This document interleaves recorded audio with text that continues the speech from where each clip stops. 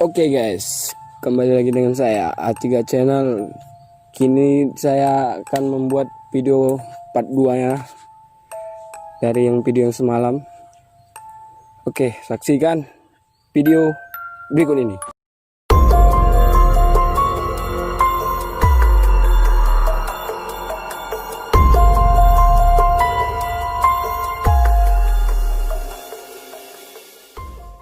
Oke guys, sebelum kalian menonton video ini, jangan lupa like and subscribe guys. Jangan lupa tombol loncengnya ya. Guys, inilah cerita video selanjutnya.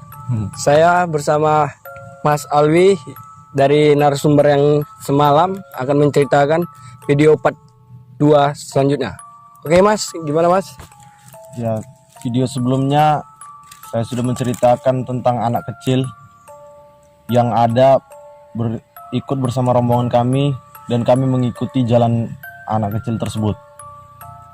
Anak kecil tersebut membawa kami ke sebuah tempat di mana tempat itu merupakan yang dibilang dia jalur, tapi kami sebenarnya tidak percaya kalau itu jalur. Kenapa? Karena semaknya masih alami. Hanya dilewati beberapa orang saja. Kami ikuti dan sampailah kami di tebing yang sangat curam ya, tinggi. Di situ kami ikuti dia karena kami pun sudah ketakutan sekali melihat dia. Satu-satunya cara kami coba bagaimana kalau kami ikuti dia. Setelah kami ikuti dia, berbincang-bincang sedikit, dia pun hanya mau menjawab pertanyaan tentang jalur itu. Identitasnya tidak diberitahu dia, dan itu semakin membuat kami merasa curiga dengan anak tersebut. Pas kami ikuti dia naik, itu semua kami pegang akar, batang-batang pohon kami pegang semua untuk naik itu, karena itu jurangnya sangat suram. Sesudah kami naik di tengah jurang itu, dia cepat sekali naiknya. Dia paling pertama, dia paling atas, kami bertiga masih di bawah dia.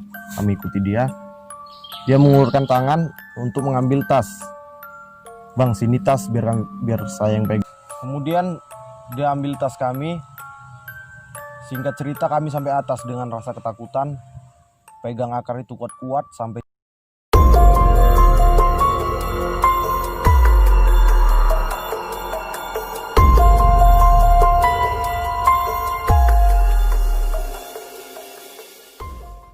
saat kami di atas, anak kecil itu langsung ingin kembali ke bawah. Saat itu saya langsung bertanya, kenapa dek kok nggak ikut sama kami? Enggak bang, di bawah masih ada orang. Maksud masih ada orang itu sampai sekarang pun aku nggak ngerti apa maksudnya masih ada orang di bawah. Itulah. Kemudian pas dia bilang, itu pos 1 bang, abang jalan jangan lihat ke kanan kiri. Abang fokus ke pos 1 itu ada lampu nampak di depan. Ya memang jelas nampak lah ada lampu di depan. Saat itu kami langsung buru-buru untuk menjumpai pos 1 itu. Di tengah perjalanan pas kami jalan, bukan cuma aku yang ngerasakan, 2 orang kawanku ini juga ngerasakan. Di kanan kiri pohon itu seperti rame sekali. Itu seperti ibaratkan kayak ada orang di situ, tapi nggak ada suara. Tapi kami merasakan kayak ada orang. Gitu. Iya, Perasaan rame gitu. Rame gitu. Ada yang di balik-balik pohon itu pun ada kepala yang kayak melihat di balik pohon gini. Ngintip gitu. Ngintip ya. Banyak ngintip kanan kiri semua banyak. Pas kayak dibilang adik itu, jangan lihat ke kanan kiri, fokus ke depan sampai pos. Di situ jam berapa Mas? Itu sudah jam 10 lewat, itu udah hampir jam 11. Jam 11 malam ya. Pas kami jalan, itu udah kacau, perasaan ini udah kacau. Kok rame gitu kan? Ada orang ngecamp atau gimana, tapi kok nggak ada lampu, gelap semuanya, cuma ada lampu senter kami untuk menerangi jalan itu aja. Pas kami jalan buru-buru, kawan saya paling belakang ada namanya Bayu, itu terpleset kesandung. Di situ kami tolong, katanya nggak ada apa-apa di bawah itu, katanya ada kayu yang menyandung kakinya. Padahal kami tengok itu nggak ada kayu sama sekali, nggak ada. Cuma Bersih gitu.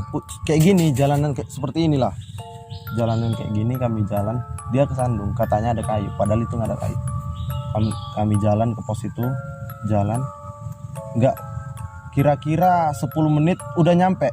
Sekitar 10 menit lagi kami sampai ke pos itu, udah terdengar suara orang bermain gitar, pokoknya suara orang nyanyi-nyanyi udah ada di situ, suara orang berbicara udah dengar, udah dekat. Kami jalan, ada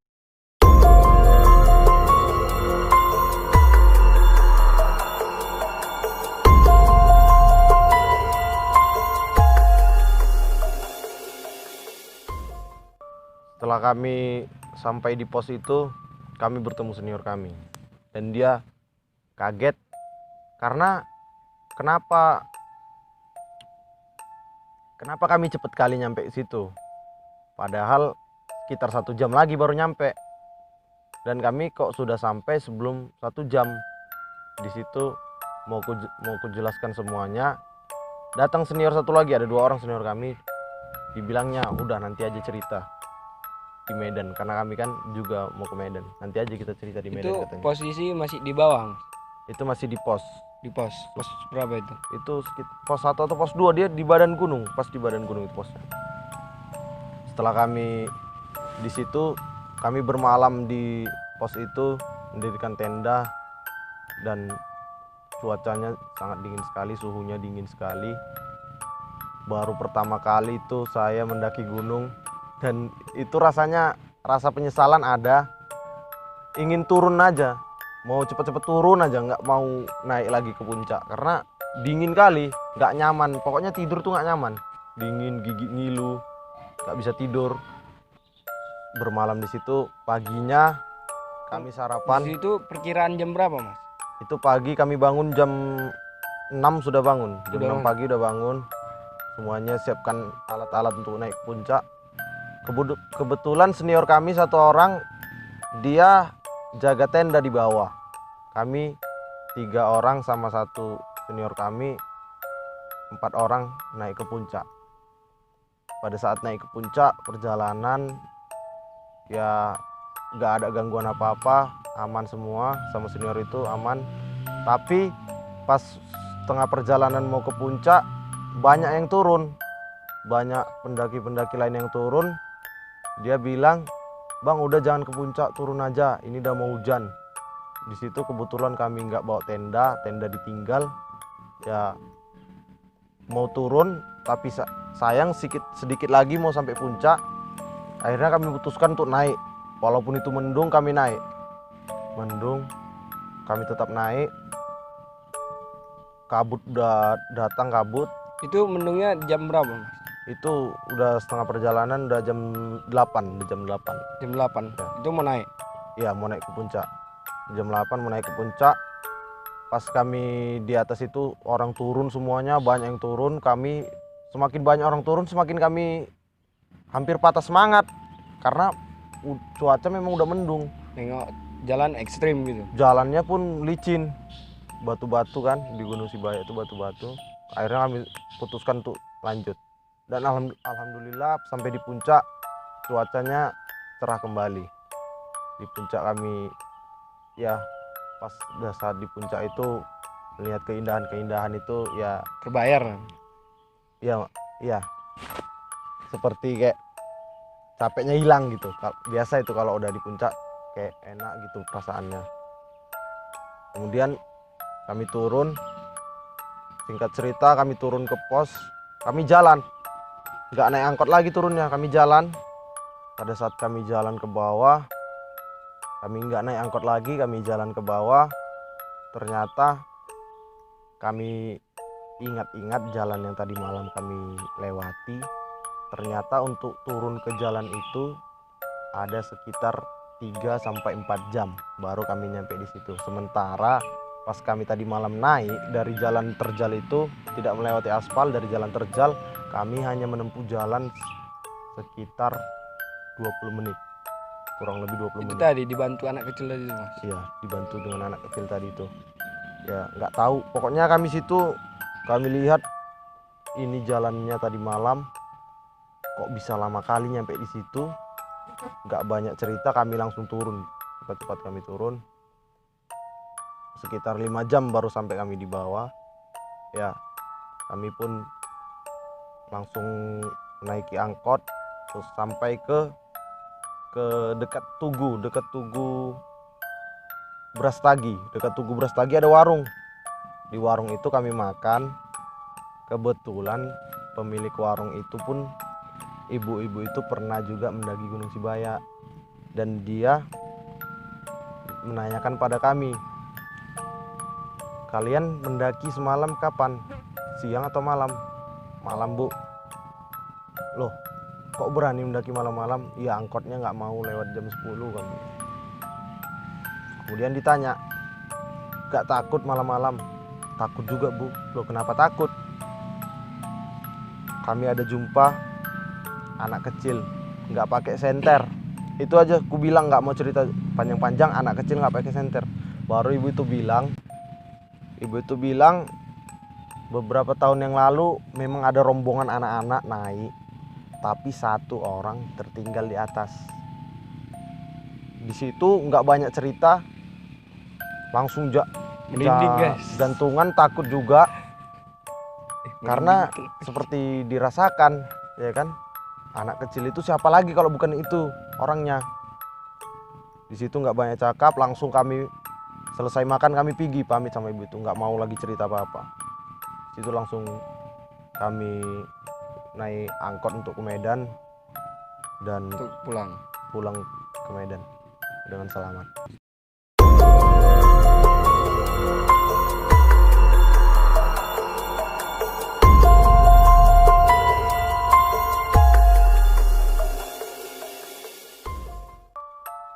Pas dalam perjalanan ke Medan, sampainya kami di Medan, kami pun di rumah menghilangkan lelah karena udah capek kan daki gunung. Pas kami santai-santai lihat-lihat foto, ada satu foto yang kami bertiga itu ingat. Itu foto kami bertiga, khusus kami bertiga dekat puncak, di bawah dekat puncak, dekat pilar juga. Di situ khusus kami foto bertiga. Itu kami ingat, itu kami foto bertiga. Yang foto kan senior kami. Tapi pas ditengok di foto itu yang ada 2 orang kawanku sama 1 orang seniorku. Ibaratkan aku yang moto, padahal sebenarnya itu yang moto seniorku. Senior kami, iya. Tapi dia ikut di dalam gambar tadi itu. Iya, ada di dalam gambar itu dia, bukan aku. Seharusnya kan aku, karena aku Bertiga yang gitu. bertiga, ya bertiga foto di situ. Harusnya Tapi aku. dia ada ikut. Tapi dia ada di situ. Dia yang ada di situ, malah aku yang nggak ada. Itulah. Iya. Itu kami lihat itu pas aku berpikir kan, alah ini kurasa memang salah, memang Atau diedit gitu. apa kan, memang dia yang foto ya kan. Memang aku yang foto kan. Baru 2 orang kawanku ini juga bilang ini sebenarnya bukan senior itu tadi. Itu sebenarnya kami bertiga di foto dekat. Pokoknya tempatnya kami ingat, satu tempat aja kami foto. Di situ kami bertiga, tapi yang ada di foto itu 1 senior kami sama 2 orang kawanku. Itulah hal yang membuat makin Tegang gitu. merasa aneh kan, karena yang foto kami kok bisa senior Ya, itu ikut yang ada, gitu. ya. Itulah, sampai situ kan nggak mau buat pusing lagi, udah biar aja foto itu tetap disimpan. Inilah dia fotonya.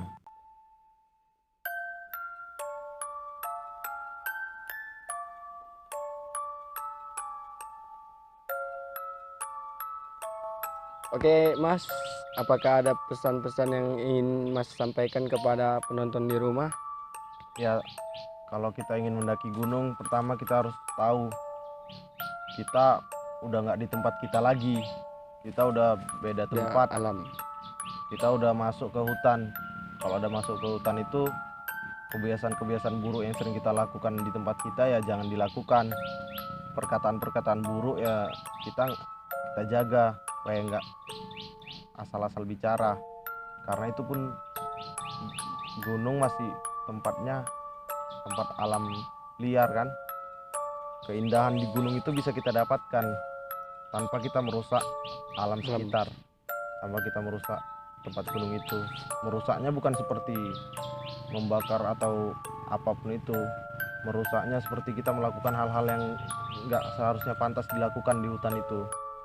Ya kita jaga juga sopan santun kita, karena yang menghuni gunung itu kan bukan cuma, kalau di hutan itu kan ada hewan, dan di hutan gunung itu kan ada tempat-tempat makhluk-makhluk gaib lain. Ya kalau kita masuk ke suatu tempat yang bukan tempat kita, itu intinya kita harus sopan. Sama seperti kita memasuki daerah tempat lain, jangankan di gunung, di kota lain aja kita tidak sopan, kita dihajar, apalagi di tempat yang alam-alam gaib seperti itu, tempat di gunung-gunung seperti itu. Ya Oke. itu aja pesannya, Mas. Oke guys, itulah tadi pesan dari Mas Alwi. Jangan pernah menganggap sebuah tempat itu sepele. Oke guys, ikuti video selanjutnya dari Om Agu.